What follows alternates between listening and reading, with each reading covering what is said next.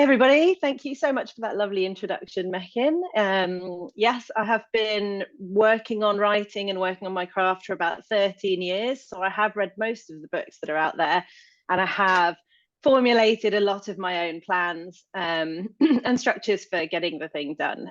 So I'm going to share as much of that as I can with you today for planning a novel.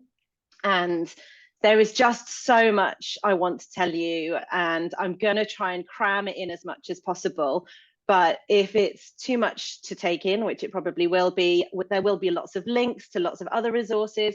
Everything I'm saying now is based on my novel writing roadmap, which I've developed, which is a step-by-step guide to writing a novel, not just 5 steps, but about 15 steps that takes you all the way through.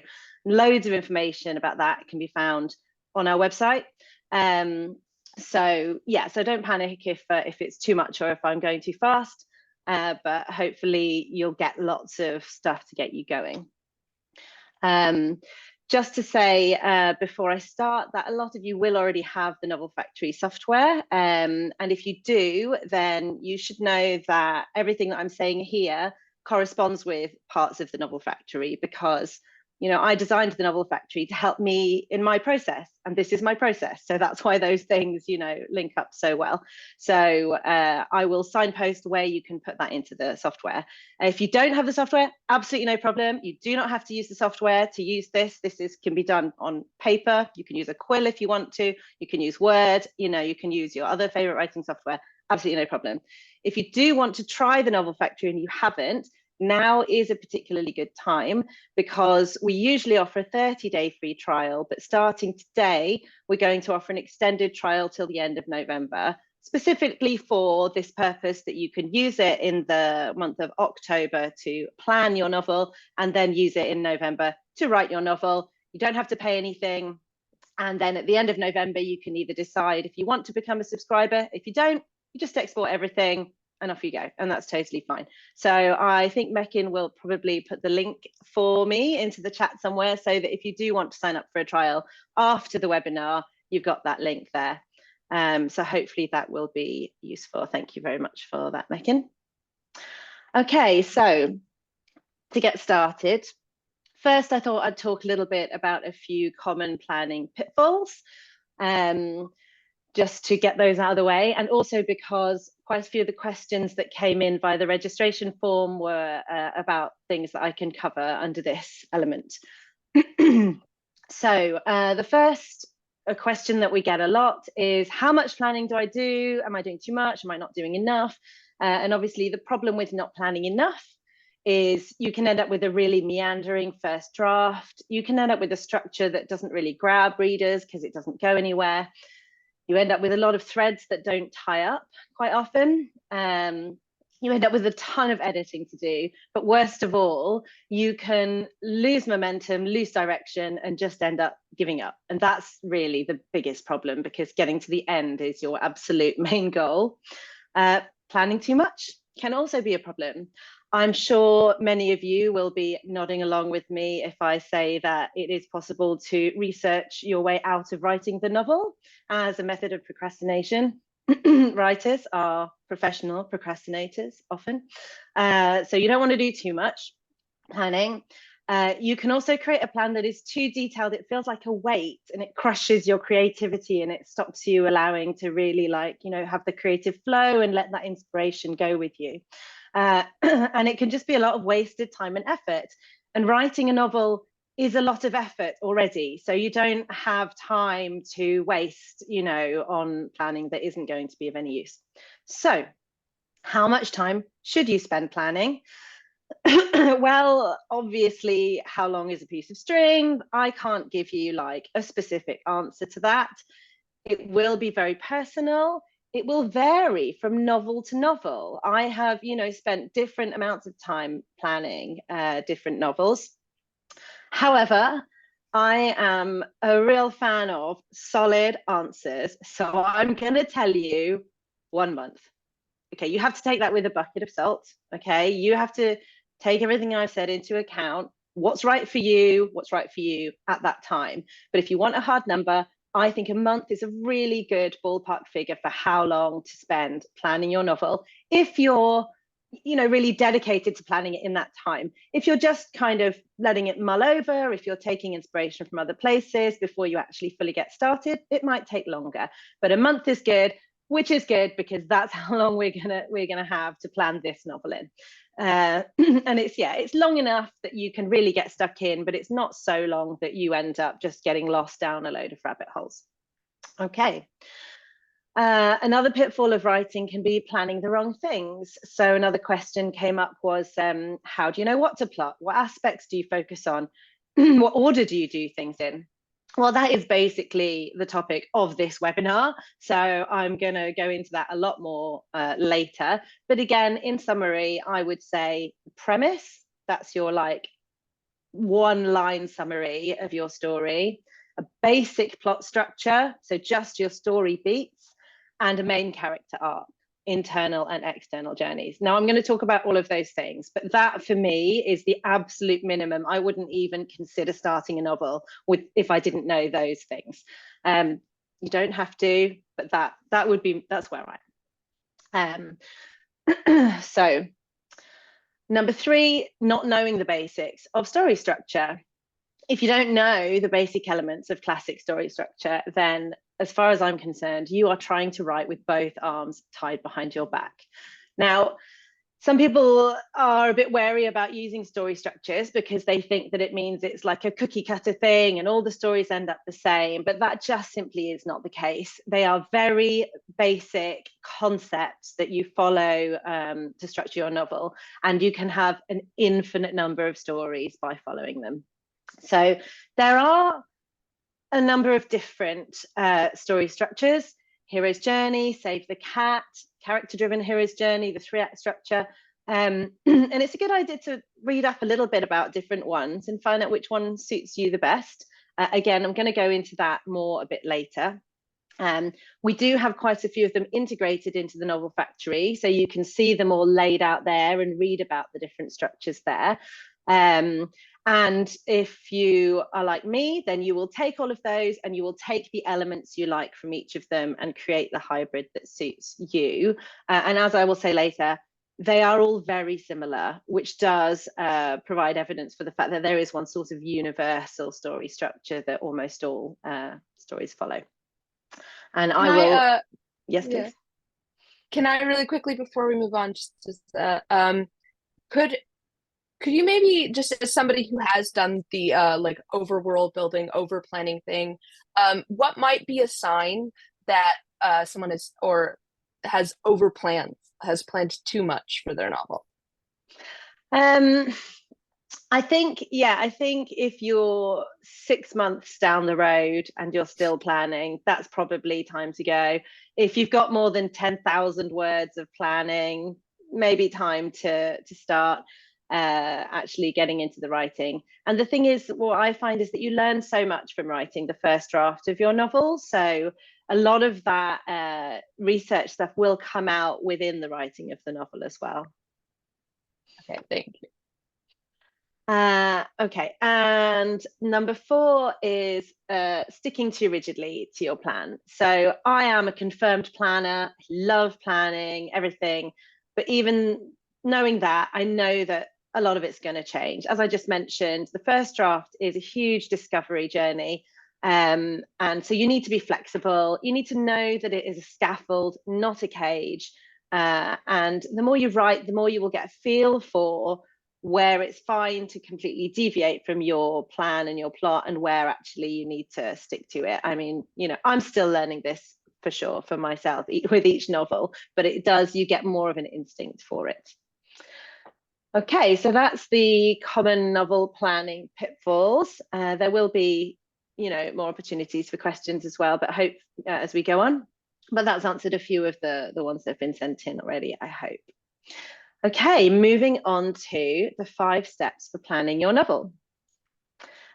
We are going to cover writing a premise.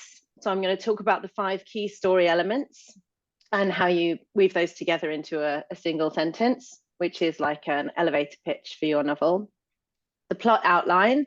So this is about story structure. I'm only going to be able to give a breakneck tour of this basic story structure, but hopefully that will get you started, or fill in a few gaps if you already know about story structure. I'm going to talk briefly about main character introductions, because the main character and all the characters are the lifeblood of your story, so they're really important to think about.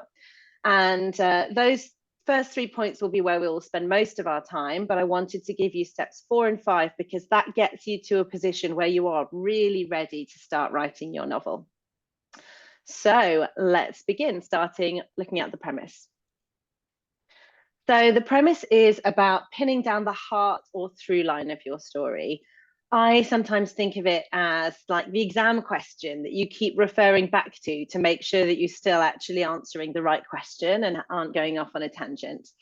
There was a question that came in, which is, how do you know if your idea is good enough to be a novel? If you've got lots of different ideas and some of them just as sparks, they're not really full things. So yeah, so I call those things story sparks or story nuggets.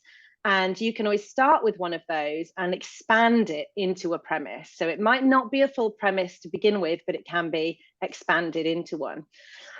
Excuse me. And there are many different ways to write premises. This is not the only one, but it is the one that I have found most useful. And it's where you combine the 5 key story elements: character, situation, objective, opponent, and disaster. Let's have a look at each of those elements. So the main character. Of course, lots of stories have multiple main characters, and a lot of those stories are fantastic, but I would argue that if you are learning your craft, that you should walk before you can run. So my advice is to start with a single main character. So in your premise, you need to think about who your main character is, and just think about one interesting thing about them. Are they a survivalist? Are they an escaped slave? Are they a memory genius? Just one thing that would make them stick in someone's memory about your main character. Next is the situation. So if you're familiar with some story of sort of theory already, we're not talking about the status quo here. We're not talking about the story world that is in the first chapter or 2. We're talking about the situation the character finds themselves in that is the challenge of this story. So it's after the inciting incident. Don't worry if you don't know what these terms are, we're going to get to them later. So for example, in the Hunger Games, Katniss's status quo is that she's, just about surviving, shooting squirrels, that kind of thing. But the inciting incident is when she volunteers to take part in the games. So her situation is taking part in the games. That's what the story is about, not her life before, but what happens to shake it up. So yes, in Harry Potter, it's being invited to a magical school, or it might be that someone who's taking a new job in a haunted mansion.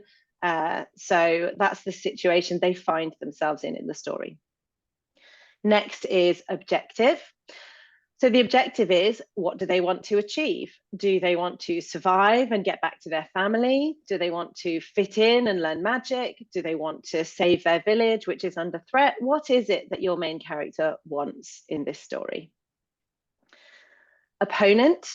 So the opponent is, what is stopping them from achieving this? It can be, and quite often is, some kind of nemesis, a person who is deliberately trying to obstruct them or do the opposite or harm them or their family. Can also be a force of nature, an authoritarian group, even society itself. But there must be some kind of opponent. And finally, disaster. This is the terrible thing that will happen if your hero does not succeed. Will the world end? Will their family perish? Will they be forever an outcast? What's the terrible thing that they want to avoid? So once you've noted down all of those things, you need to try to weave it into a single sentence which covers all of those elements. So for example, when Katniss finds herself in a death match with the games masters doing all that they can to kill her, will she manage to survive and return to her family before her family perishes without her? Something along those lines. So we thought we would take a couple of minutes to allow you to try to jot down those 5 elements, put them together into a sentence, and share them in the chat. So has anybody got any ideas? In the meantime, do you mind if I pepper you with some premise questions? Yes, do it. I'm really curious about your own novels and your own experience. Do you find that any part of like any of these key elements tend to come before the others? So, for example, you know, a thought about the character and then everything gets sort of developed around that, or thought about the situation. Like I would think, you know, the Hunger Games might start as a thought about what if we made kids fight to the death this way, and then the character and the objectives and things sort of develop around that. Do you find that in your own sort of planning journey?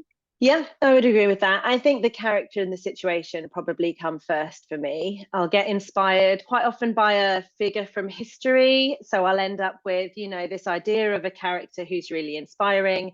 And they will already be in a situation which I find interesting. So I will start with that. And then from there, I will definitely build on what do they want, you know, what could be interesting for them to want, what would stop them. And then, yeah, try and think up the worst possible thing that could happen. And what's important about an opponent, like developing a good opponent for a premise? Well, we just published a whole post on our blog about this, like what makes a good nemesis. I think we did that recently.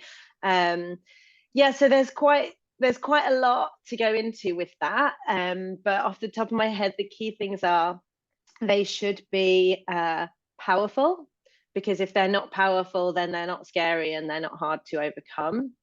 I think it's helpful if so in a classic villain, again, you will have, they'll be powerful and they'll also be slightly deranged, or there's got to be something not quite right there, even if they're perfectly sane, apart from what their actual motive is, what it is that they want.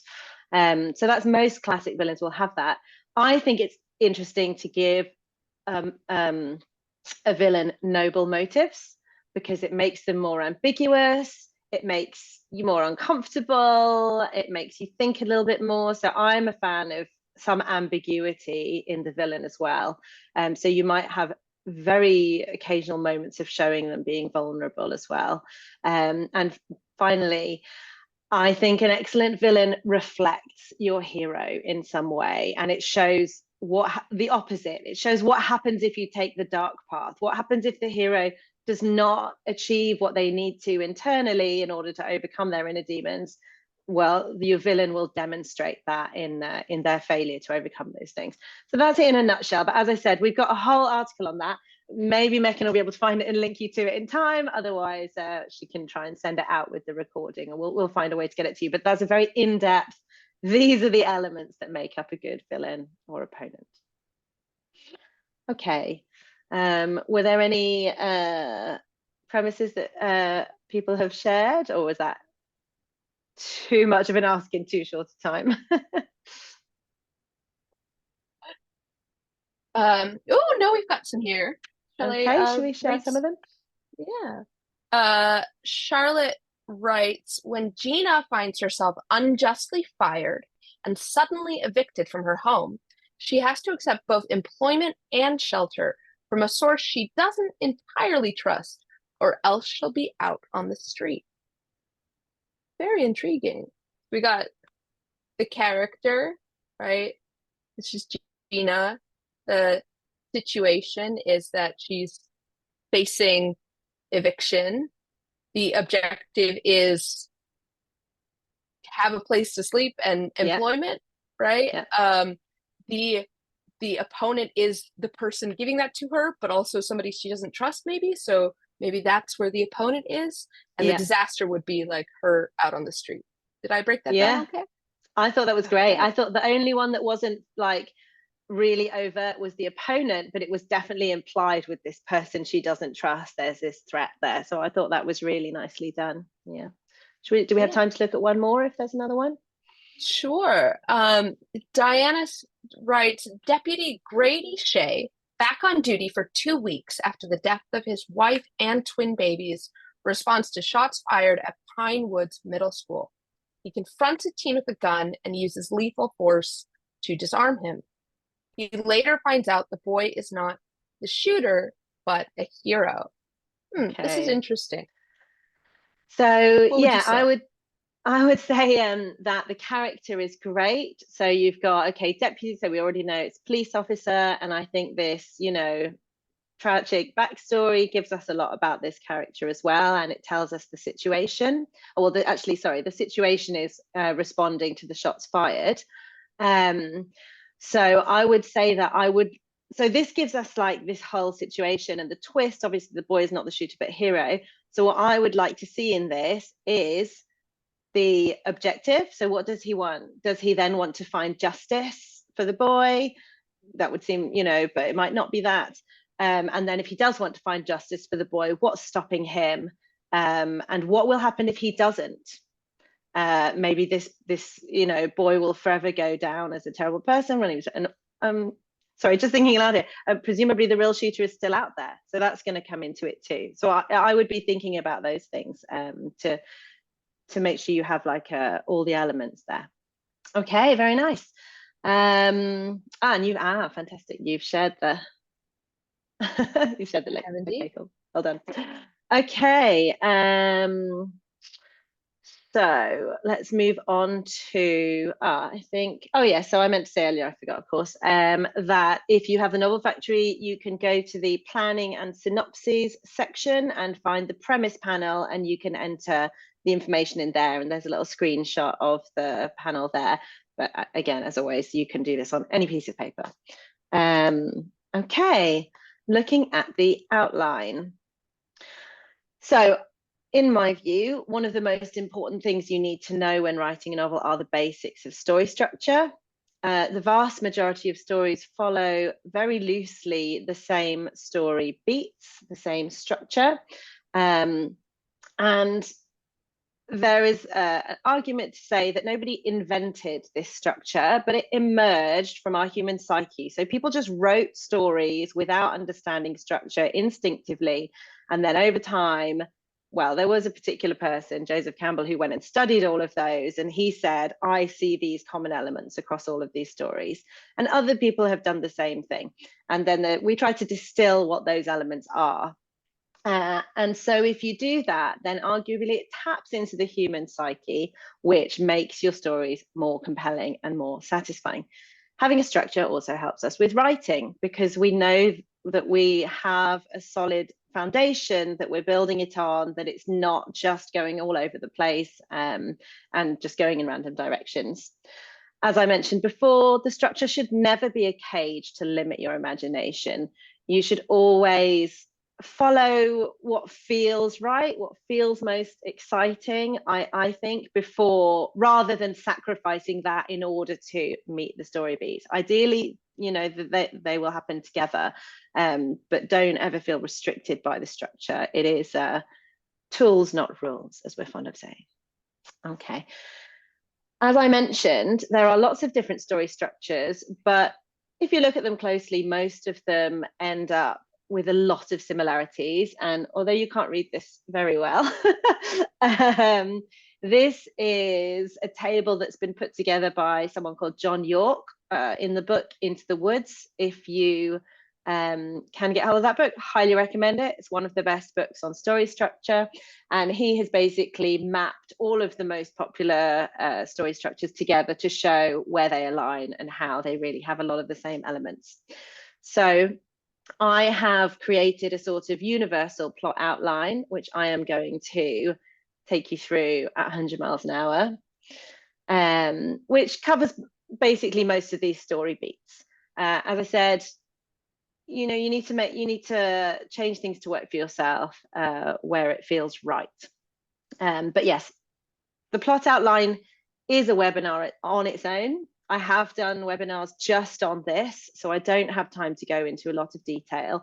But if you have, you know, real burning questions, I will try to get to them at the end. And also there's a link there, and Mekin, lovely Mekin, will share the link with you, which has an article which again has a lot of what I'm going to say, so you can read it at your leisure, and it will have a lot more details and, importantly, a lot more examples, which are really helpful. Okay.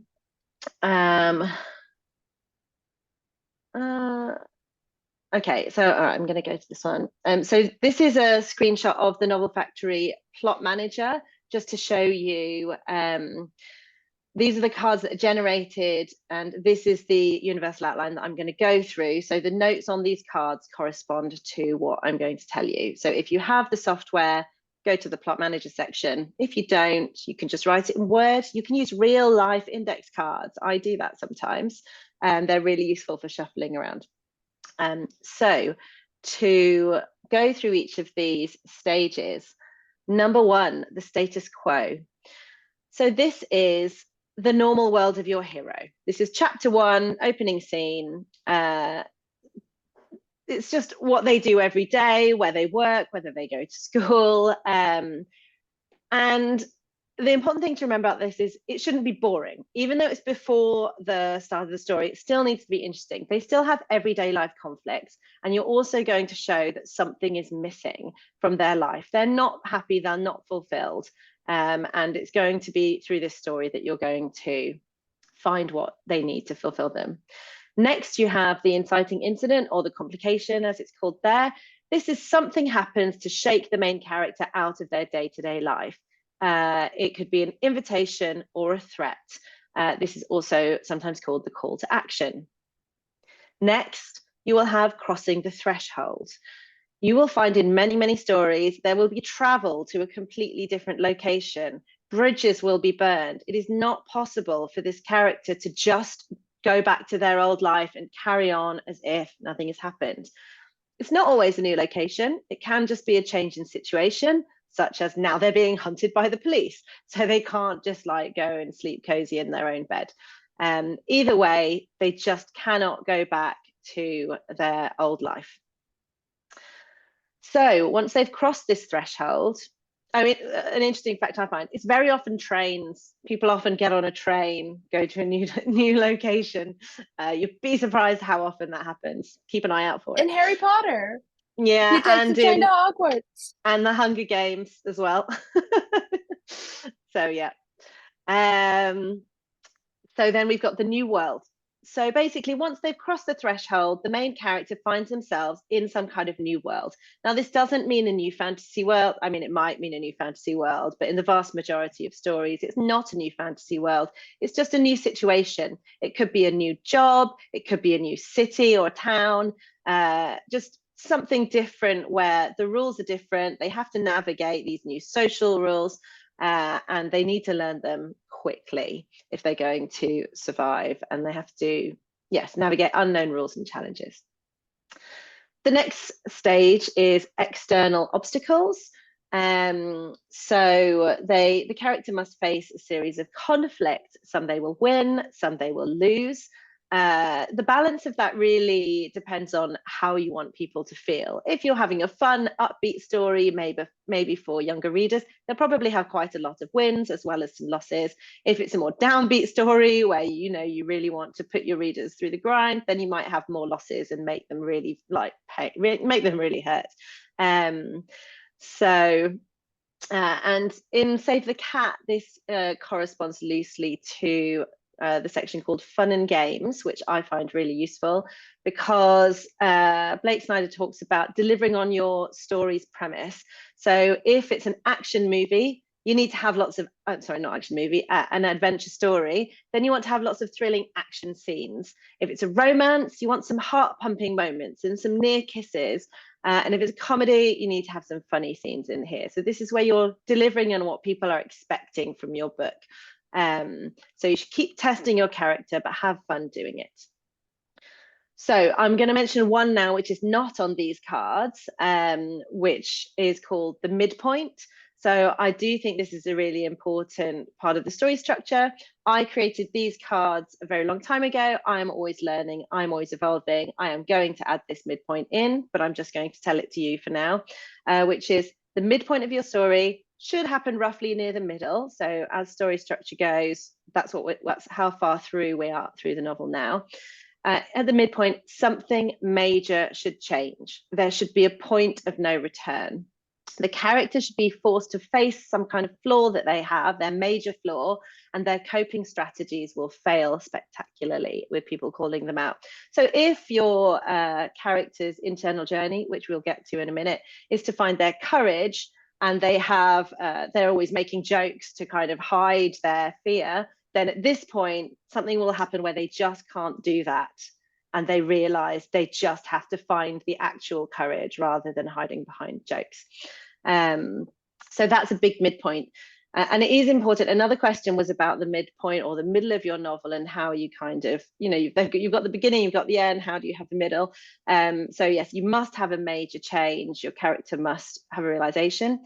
And I have heard it described as you need to have a really strong midpoint to hold up the sagging middle. Otherwise you have a good strong beginning, good strong end, and then it sags in the middle. So the midpoint has got to be really strong to like keep people engaged. Moving on to internal obstacles. So after the midpoint, you need to keep the stakes rising. I think all the enemies should pile in, all the bad guys are coming for your hero. Also, at the same time, the friends and allies are all in conflict. There's betrayal, everything's falling apart at the seams. And your hero should be consumed with self-doubt or other demons, whatever their demons are. Internal demons are now their biggest enemy, as well as the real enemies. And ideally, you will also start to think about having a ticking clock to make sure the pace and the momentum is going on. There'll be some, if it's not with action things, you'll have a real ticking clock, with hours and minutes counting down. In a different kind of story, you might just have a date that's approaching in the future, even if it's like a wedding date or an exam date or something like that. That can be your ticking clock. Okay, now on to the dark moment, or rock bottom, or all is lost, as it is sometimes known. So it's really powerful to have the lowest moment right before the climax of your novel. It makes the high of the triumph feel even better, and it supports the continual increasing of the stakes. So at this point, you should do something to make it feel like all is lost and there is no way the hero can ever succeed. They lose hope, they just want to give up, but just at that moment, something happens, there's a realization which gives them what they need to succeed. Okay, then we're on to the final conflict. This is the climax of your story. This should be the most exciting bit, the most emotionally charged scene. You should bring all of the threads together. And importantly, you should demonstrate how the main character has changed throughout the story in ways that makes them now able to meet this challenge, in a way that if they had faced this challenge in scene one, they would have crumbled. And finally, the epilogue. So this is your place to tie up loose ends, show the new status quo, the new world that your main character is living in, and show that they are more fulfilled thanks to the journey that they have gone through in the story. That's probably the quickest version of that you'll ever hear. Okay. Did you have any questions, Mekin, at this point, or anything that's coming up in the chat? Yeah, I have Ava here asking, on plot structure, what about preludes? Or I suppose, things that are coming in before chapter 1. So Ava says, my murder mystery starts with a short paragraph about the character who dies, and chapter 1 starts 2 months before. So I guess sort of a question about where that kind of fits into plot structure.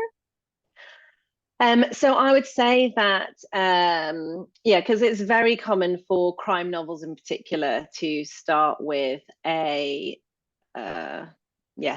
prologue with a murder or something like that. So I think that would either fall into the status quo or the inciting incident, depending on, how it links to the main character. And that's something to say about this, that as with everything, you can rearrange these elements sometimes, and you can do it to great effect. So yes, I would say that quite often the murder that is shown in the prologue is the inciting incident, and then you get to the status quo, and then you carry on from there. But that may not always be the case. Do you think, I think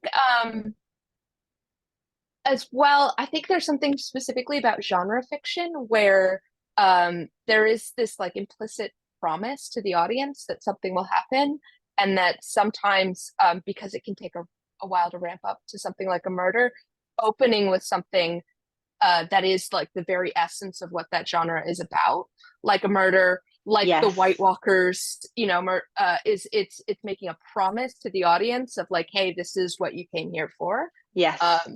As well. So, I think that's really insightful. Yeah, I would agree with that. On my little soapbox. And then I had one other question here. Somebody asking about how the sort of backstory of the main character might sort of integrate into this kind of plot structure. So personally, my view and how I do it is I think the backstory should slowly come out throughout the story, and you will find out important elements of the backstory at relevant times. So because when you first meet someone, you might find them interesting, but you won't know everything about how they became who they are, and you learn that over time, so that's fine. You don't need to know the character's full backstory at the beginning, and generally people don't want to know the story until they're invested in the stakes and what that character wants.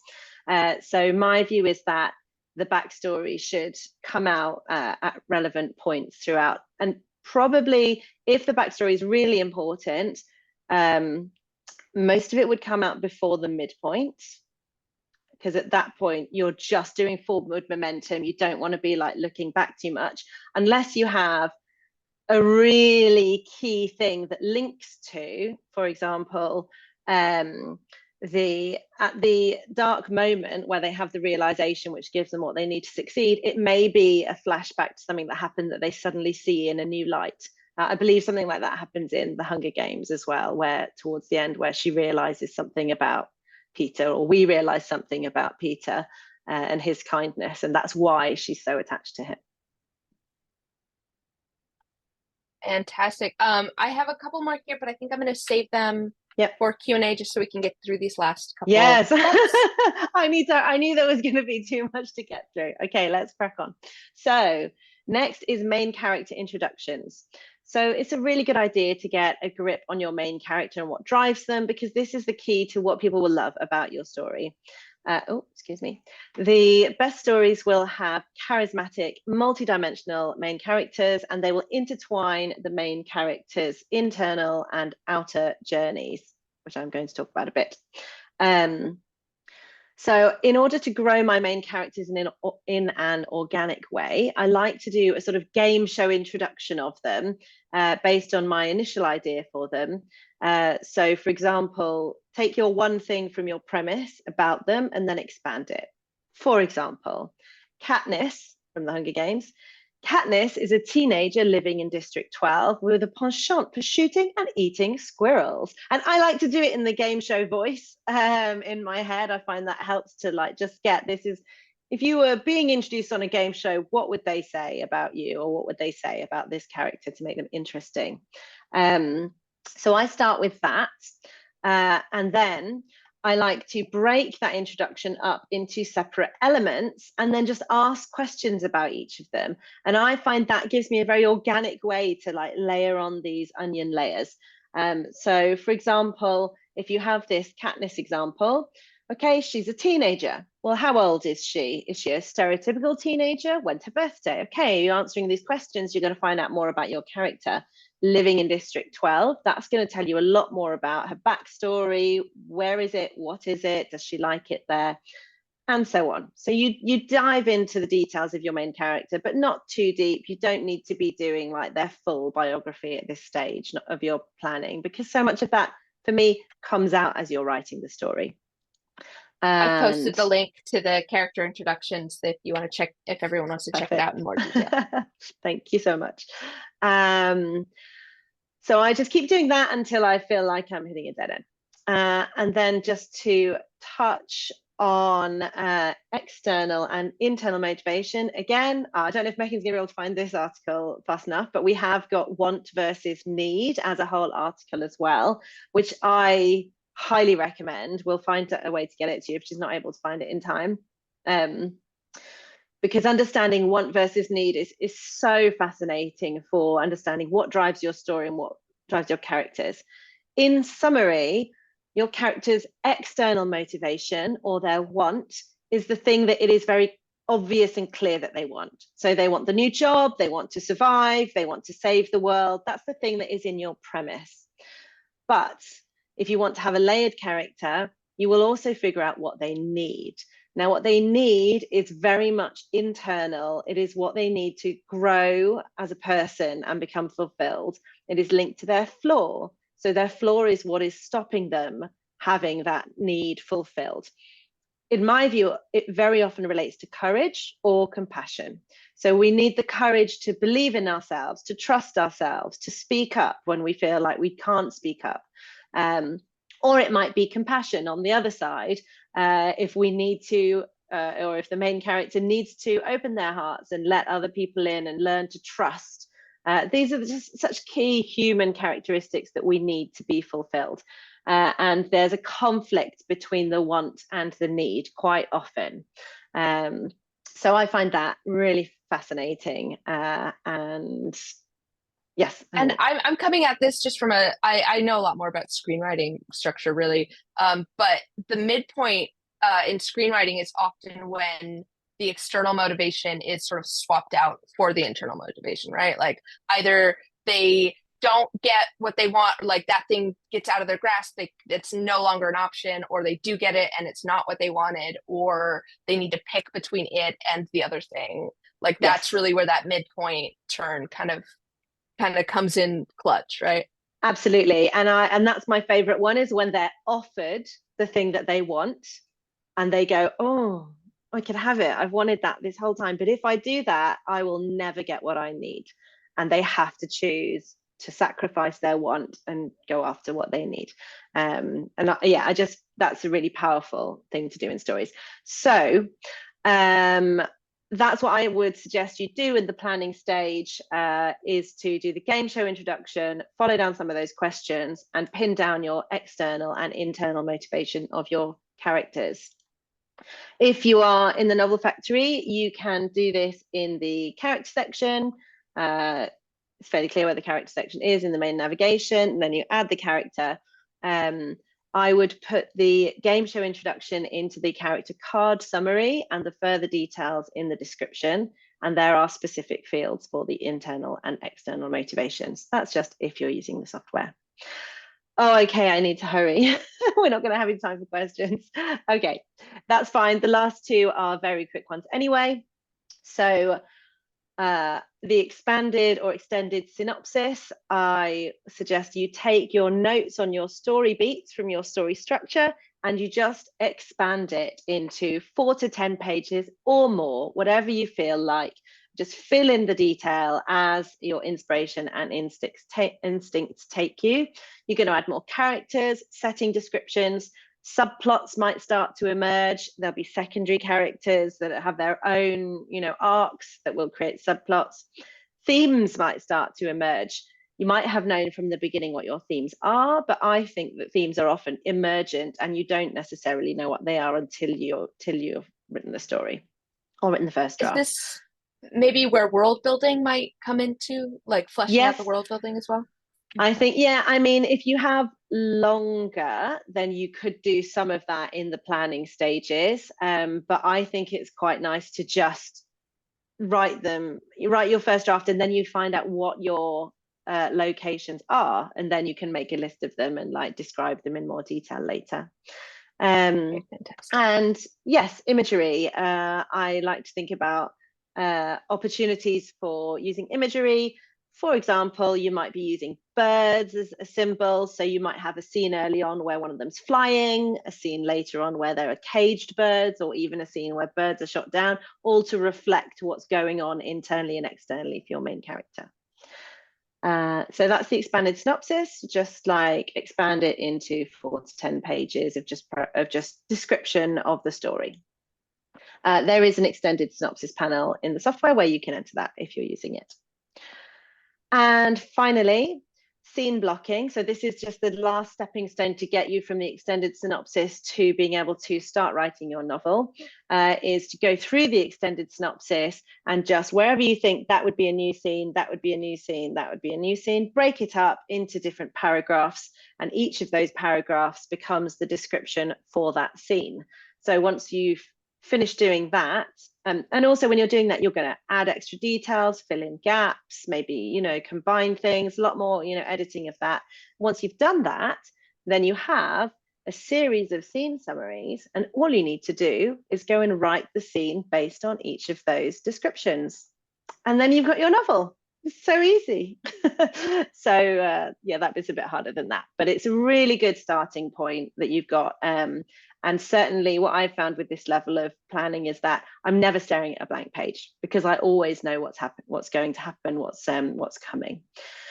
So hopefully that has been a useful breakneck tour of 5 steps to planning your novel in a month. And I think Mekin's going to say a few words and then we'll take some questions. Absolutely. Yeah. I think next slide. Are we going to? Oh, sorry. Yes.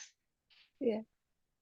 So that's the thing. Yeah. So that's our planning. I just wanted to plug again that in order to celebrate and help support people in this challenge to plan a novel in a month and then to try to write a final draft or a first draft in a month or 50,000 words for first draft, we are having for a very limited time, very special offer where if you sign up now, you can get 2 free months access to the Novel Factory. And in fact, anybody who signs up in October will get access to the free trial of the Novel Factory until the end of November 30th.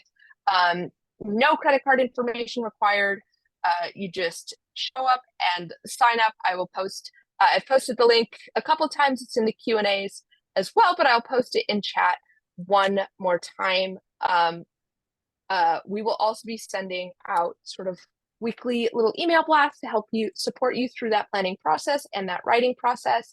And if you join the Novel Factory writers community, the link is also in the Q&A answers. We will be posting more in there, doing more sort of like supporting each other, getting feedback, that sort of thing, and posting all over social media for the next 2 months. So yes, please come join us. I'm really excited about this. If you haven't tried the Novel Factory before, if you haven't checked us out, now is the time to do it. You're going to get more time than you ever will, absolutely free. And that's my plug. Okay.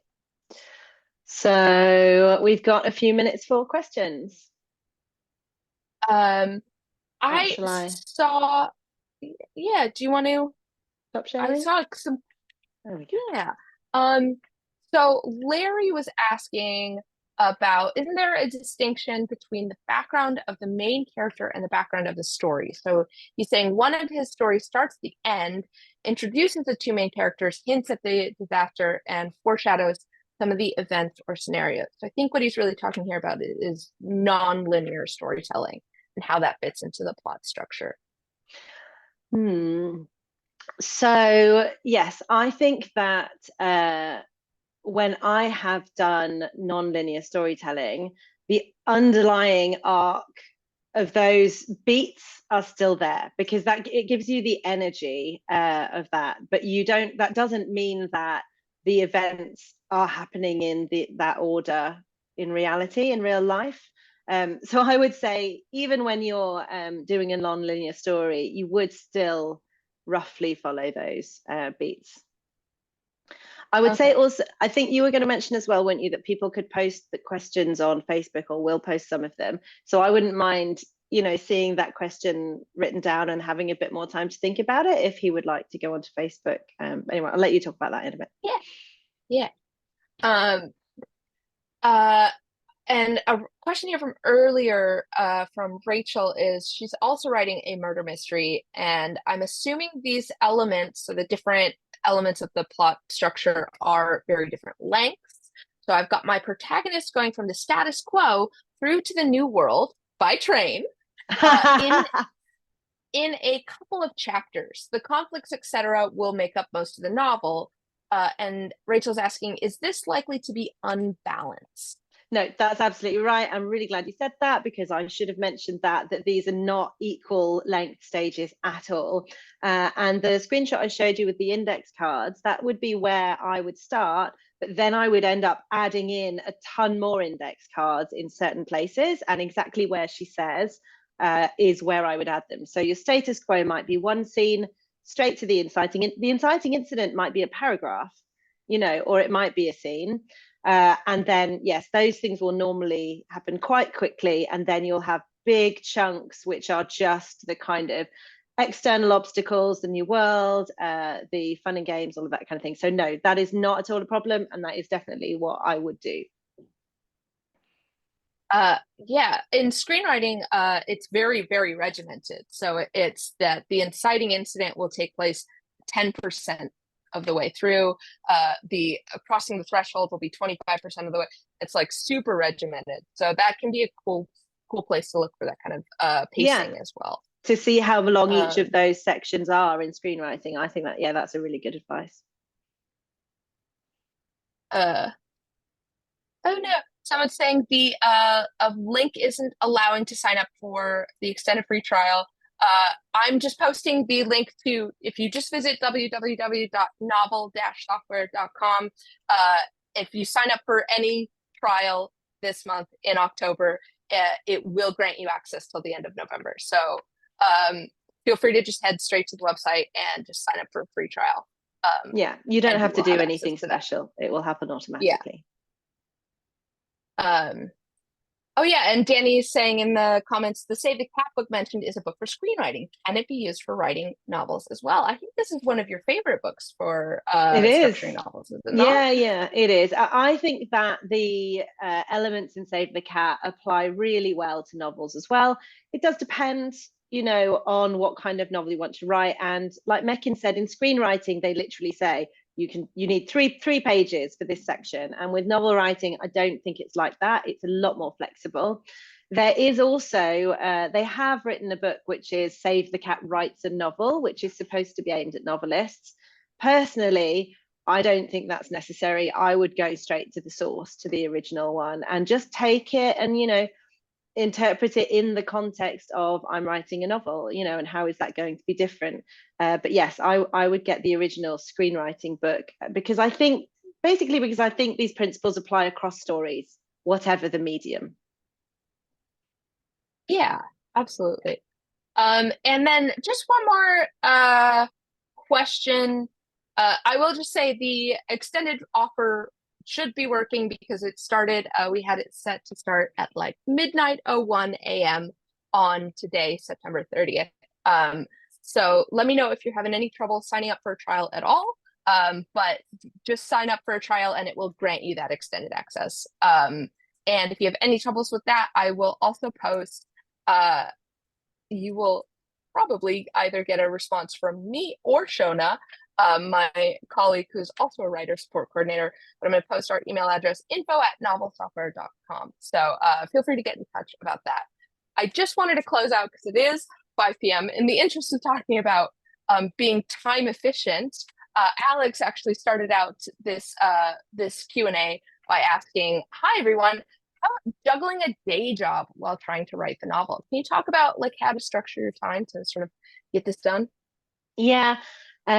So it's hard. It's definitely hard. My main advice on that is to try to start with 15 minutes a day, which we have talked about. And I haven't specifically talked about how you do this in 15 minutes, but I am developing a resource for that. So I'm going to get that shared somehow. I think you're probably on our mailing list if you've got to this webinar, or our mailing list or on our Facebook group. So if you're on either of those things, look out for that, where I'll specifically break this down into 15 minutes a day for 30 days to structure your novel. And But yes, even if you're not doing this, then the best thing you can do is create a writing habit. So try to write just for 15 minutes every day. And when I say every day, you can have Sundays off, you can have a day off. You don't need to beat yourself up about that. But most days, just try to write a little bit. And then once you start doing that, you start finding that you're able to find more time and you want to like carve out an hour here and an hour there, but start small. And also, again, this won't work for everybody. Personally, for me, do it first. Do it first thing in the morning. Just get out of bed, brush your teeth, write your 15 minutes while you're still in your pajamas or whatever.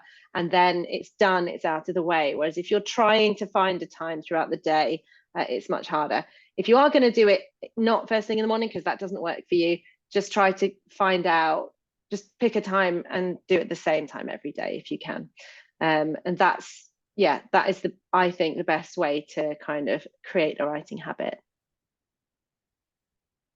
Fantastic. Amazing. Carolyn saying, thanks so much, Katja. Interesting talk and already signed up to the Novel Factory. Congrats on your book deal. Congratulations. Thank you. Indeed. All right. So that is going to be it from us today. We still have some Q&A questions that were sent prior to the webinar that we would love to answer because we think they're very interesting questions. So please keep a lookout on our social media, on our Facebook group, Novel Factory Writers Community on Facebook, and in our newsletter as well. I'm sure we'll have a little bit of everything there. We will send a follow-up recording and some of the resources mentioned here today. Thank you everyone for being here. And I hope you have a wonderful day, night, evening, morning, wherever you are. It's been so much fun. I've learned a lot.